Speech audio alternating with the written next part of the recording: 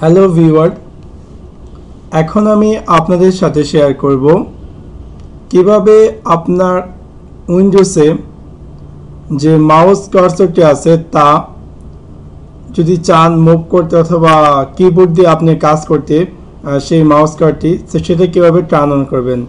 So let's take a look. সেক্ষেত্রে আপনাকে প্রথমে স্টাইল মেনুতে ক্লিক করতে হবে। ক্লিক করার পর এখান থেকে কন্ট্রোল প্যানে ক্লিক করুন।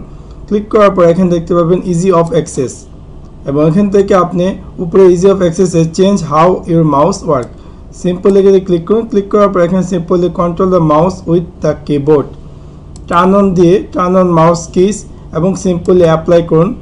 এবং যদি চান set up mouse key speed কমাতে বাড়াতে চান পয়েন্ট স্পিড, তাও এখান থেকে চুজ করে সিম্পলি ওকেতে ক্লিক করে এবং এখানে ওকেতে ক্লিক করে, এবং সাথে সাথে আপনার মাউস মাউস কার্সরটি আপনি চাইলে কিবোর্ড দিয়ে কন্ট্রোল করতে পারবেন। That's it. Thanks for watching my video. Like and subscribe.